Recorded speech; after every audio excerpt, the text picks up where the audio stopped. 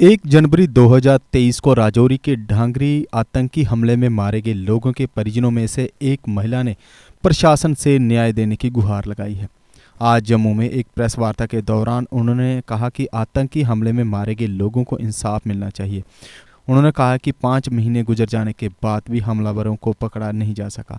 उन्होंने सरकार से न्याय की गुहार लगाते हुए कहा, फ़ोन के तो आओ आप इस मिलिटेंट की पहचान करो, क्या आप पहचान कर पाती हो? बताओ, जिसने मुंह ढका हुआ था और पूरे फौजी कपड़े डाले हुए थे उसको मैं कैसे पहचान पाती?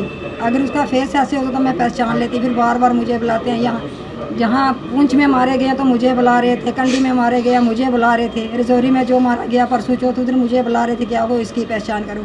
देखो, जब उसका मैंने फेस ही नहीं देखा तो मैं उसकी कैसे पहचान कर पाऊँगी? तो मेरी सभी ये चैनल वालों की मदद से मेरी ये एक रिक्वेस्ट है कि ये जो मेरी विनती है मेरी ऊपर तक पहुंचाएं। सबसे पहले मैं अपने जो मेरे प्रधानमंत्री मोदी साहब जी हैं, मेरी उनसे यही अर्ज़ है कि ये बच्चे हमारे नहीं थे, ये बच्चे आपके थे, क्योंकि मेरा घर परिवार उन्होंने पूरा जो बर्बाद कर दिया। मेरे घर में कुछ भी नहीं बचा।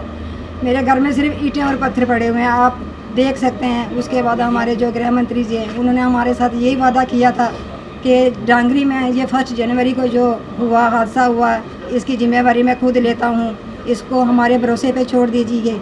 क्योंकि वो डांगरी पे आ तो नहीं सके क्योंकि बारिश का थोड़ा हो गया था, उनको जम्मू तक वो रुके हैं लेकिन हमारे घर तक नहीं पहुँचे। समझो हमारे घर पहुँच ही गए हैं, थोड़ा सा उनको बारिश का हो गया जिसकी वजह से वो नहीं आ सके। लेकिन मैं उनके आगे यही विनती करती हूँ कि ये जो बच्चों का केस था ये आपने अपने एंड किया था कि कोई बात नहीं, इसका जल्दी से जल्दी मैं कातिल पकड़ूँगा। लेकिन मेरी उनसे भी यही अर्ज़ है कि वो उस कातिल को जल्दी पकड़ें, क्योंकि उस कातिल को अब हमारे बच्चों को 6 महीने कंप्लीट होने वाले हैं, 7वां महीना लगने वाला। अभी वो जो दहशत गर्द थे वो अभी तक ऐसे ही फिरते हैं, उनको तो ना कोई पूछता है ना कुछ। साथ में जो मेरे बच्चों के साथ गाड़ी लगी हुई थी, उन बच्चों ने कम से कम 2 घंटे तक वो गाड़ी लगाई है। सिलेरियो गाड़ी थी, लेकिन वो आज दिन तक उस गाड़ी का हमें पता नहीं चला कि उस गाड़ी का मालिक कौन था। और जो 2 बच्चे मेरे बच्चे के पास खड़े थे उनका भी पता नहीं चल रहा कि वो बच्चे कहीं जेल में हैं या बाहर हैं, हमें कुछ भी कोई नहीं बता रहा है। इसलिए मैं यही विनती करती हूँ, एक माँ, मुझे कुछ भी नहीं चाहिए, मुझे चाहिए तो सिर्फ अपने बच्चों का न्याय चाहिए। मैंने सरकार के पैसों को क्या करना है? देखो, जब मेरा परिवार ही नहीं रहा, मेरा बच्चा ही नहीं रहा, बच्चे के लिए तो सब करते हैं, तो अगर मेरा कुछ रहा ही नहीं तो मैं क्या करूँगी? सरकार के पैसों को क्या करूँगी? मैं सरकार की नौकरी को, मैं नौकरी करके भी मैं किसको खिलाऊँगी? बस सरकार मुझे यही बताए, अगर नौकरी दी है मुझे तो मैं नौकरी तो करूँगी, लेकिन मैं खिलाऊँगी किसको? बच्चों के लिए तो सब करते हैं। तो मेरी यही विनती है सरकार के आगे कि जल्द से जल्द, मुझे और कुछ भी नहीं चाहिए, मुझे अपने बच्चों का न्याय दे दे। वो जो आदमी मिलिटेंट से हमने कुछ नहीं लेना है, क्योंकि मिलिटेंट अगर आते तो हमारे गांव के दाएं बाएं देखो कितने हिंदू मुस्लिम एक इकट्ठे में मकान थे, उन्होंने हम सबको ID प्रूफ देख कर बच्चों को मारा है। और मेरे घर में उन्होंने देखो बच्चों को भी मार दिया, ऊपर से घर में जो ID ने पूछताछ उनकी भी नहीं की। कि इतनी बड़ी गलती हो अगर ना होती तो जो हमारे सुबह 2 बच्चे गए हैं बेचारे, उनकी जाने ना जाती, उससे हमारे 14 बच्चे जो है वो बहुत ज़्यादा इंजर्ड हुए हैं। वो तो बेचारे किसी काम के है नहीं, किसी की टांग नहीं है, किसी की बाजू नहीं है। तो हम सरकार से कुछ भी नहीं मांगते हैं, लेकिन सिर्फ यही मांगते हैं कि हमें सिर्फ बच्चों का न्याय दे दो। और एक मेरा बच्चा कम से कम 7 दिन तक वो बातें करता रहा। पहले डिस्ट्रिक्ट हॉस्पिटल रजौरी में 5 दिन उसको वहाँ पे रखा, उन्होंने बोला कि कोई बात नहीं, आपका बच्चा जो है 90% ठीक है, तो हम इसको यहाँ से कहीं भी आगे पीछे शिफ्ट नहीं करेंगे। उसके बाद दिन पर दिन मेरे बच्चे के अंदर वो जो एक गोली थी वो उसको पॉइजन बना के उसका शरीर ऐसे हो गया था ना, बिल्कुल उसने शरीर का कलर बदल दिया। तब हमने उनको बोला कि आप ऐसा करो कि हमारे पास कोई मशीनें वगैरह नहीं है तो इसको आप जम्मू ले जाओ, वहाँ पे इसको वहाँ पे चेकअप करवाओ, इसकी टांग की बहन की ऐसी वैसी है। लेकिन मेरे बच्चे का ना तो उन्होंने रजौरी में कोई बिल्कुल ही नहीं केयर की। अगर डॉक्टरों की लापरवाही ना होती तो मेरा छोटे वाला बच्चा भी नहीं जाता था। आज दिन तक तो ना किसी ने डॉक्टरों को पूछा ये क्या हुआ है, ना तो किसी ने पुलिस ऑफिसरों से पूछा है कि आपकी लापरवाही से हमारा घर को ना सैनिटाइज़र किया, ना कुछ भी नहीं किया।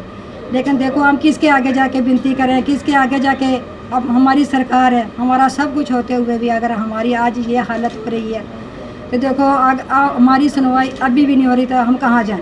किसके आगे हम फरियाद लगाएं? हमारी एडमिनिस्ट्रेशन के आगे यही विनती है। और मैं यही माँ एक फरियाद करती हूँ उनके आगे कि ये तो पूरा काम जो हुआ, कोई मिलिटेंट नहीं था मारने वाला। जो मिलिटेंट होते हैं 1-2 गोली मारते हैं तो निकलते जाते हैं। मेरे एक बच्चे को उन्होंने 12-12, 15-15 राउंड का फायर किया है। उसके बाद जो मेरे छोटे वाला बच्चा प्रिंस था, उसको टांगों के साथ मारा। उन्होंने इतनी टांगें मारी हैं ना कि मैं क्या बताऊँ, मैं माँ बता नहीं सकती कुछ भी।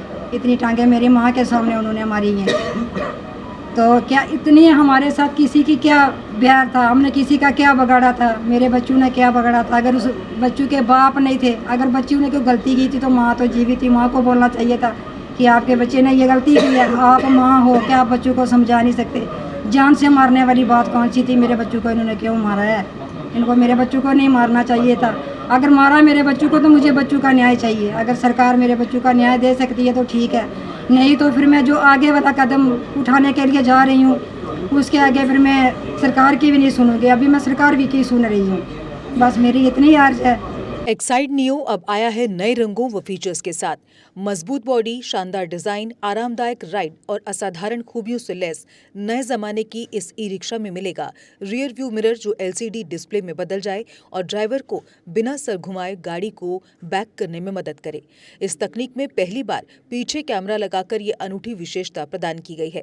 चमकदार व ज्यादा तेज इंडिकेटर, लंबे समय तक चलने वाली बैटरी, बेहद शानदार LCD इंस्ट्रूमेंटेशन पैनल, मनमोहक आवाज वाले speaker, FM system, flexible roof के बदले बहुत ही सख्त उच्च ग्रेड की मेटेलिक रूफ, इनबिल्ट चार्जर, नए सुरक्षित रिम और अधिक पावर की मोटर के साथ बेहतरीन सस्पेंशन जो दे झटकों से आराम। तो देर किस बात की, आज ही आएं और अपना Exide neo e rickshaw book करवाएं। हमारा पता है Sai Om power system, last matador stop, Anand Nagar, Bohri, Jammu. Jammu संभाग में डीलर बनने के लिए संपर्क करें 0191 2554 360।